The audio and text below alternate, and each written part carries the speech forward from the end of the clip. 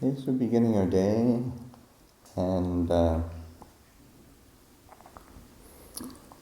just thinking in terms of, I'll be traveling tomorrow, and then, and then, as I mentioned last night, of course, we had Ajahn here, and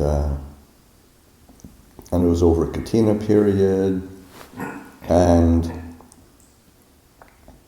there is, to a certain degree, movement, and then of course there's always, just as we just did, assigning tasks, chores, duties to be done, looking after the monastery. But I think one of the things that's really important to be reflecting on, as there is activity, there is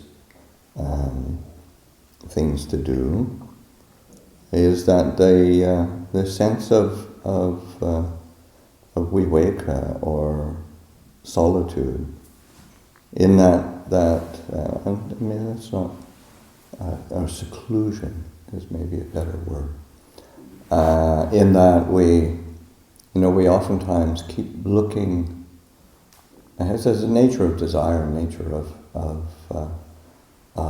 conceptualization. We're always looking for some sort of external conditions that are going to fulfill our idea of what we think things should be, how we'd like it to be, how we want it to be, and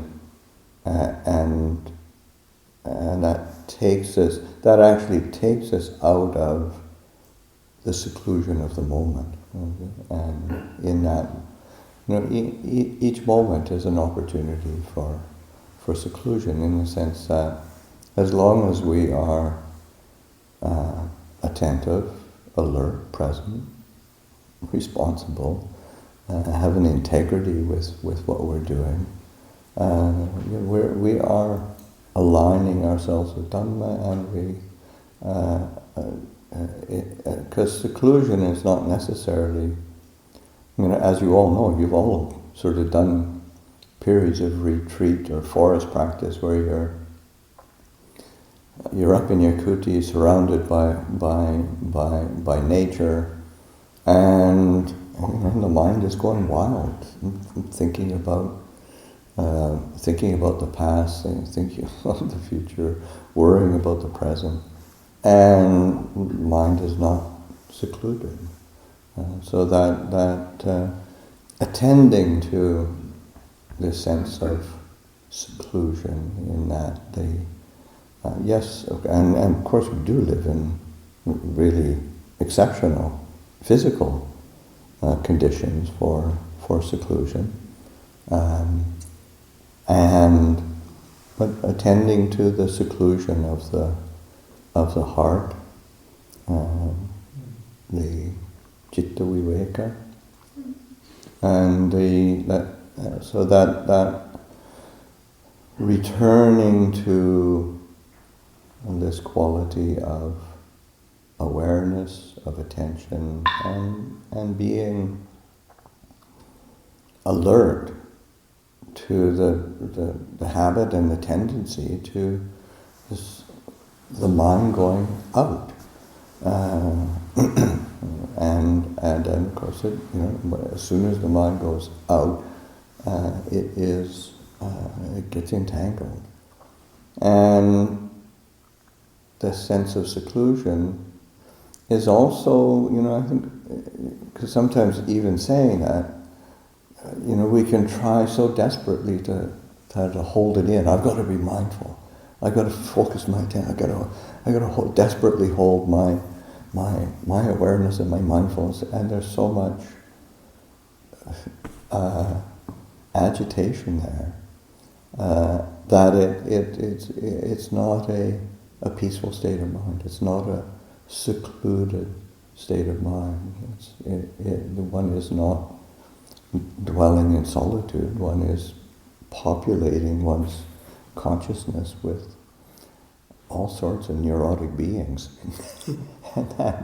and so that is recognizing what we are creating, where the mind is going out to, and recognizing that we have this opportunity to return to a center of seclusion, and these different areas that the Buddha spoke about in terms of seclusion. So the external seclusion, kaya viveka, citta viveka, the seclusion of the heart in terms of mindfulness and composure of mind. But then also the upadi viveka, the seclusion of not entangling oneself with the aggregates of being, form, feeling, perception, mental formations, consciousness. And that sense of upadi is your basis of becoming. And to pay attention to that becoming energy, because it goes, both goes out, but it also, it kind of, it's that vipavatanha as well. Not wanting, shouldn't be this way, don't want to deal with it. So that becoming energy takes us out of seclusion. So recognizing that, how do we cultivate this seclusion? How do we recognize it? How do we delight in it? Because it's wonderfully satisfying to not getting entangled. And that's the kind of quality that we bring into our duties, our responsibilities, our interactions, our engaging with the world around, the people around us.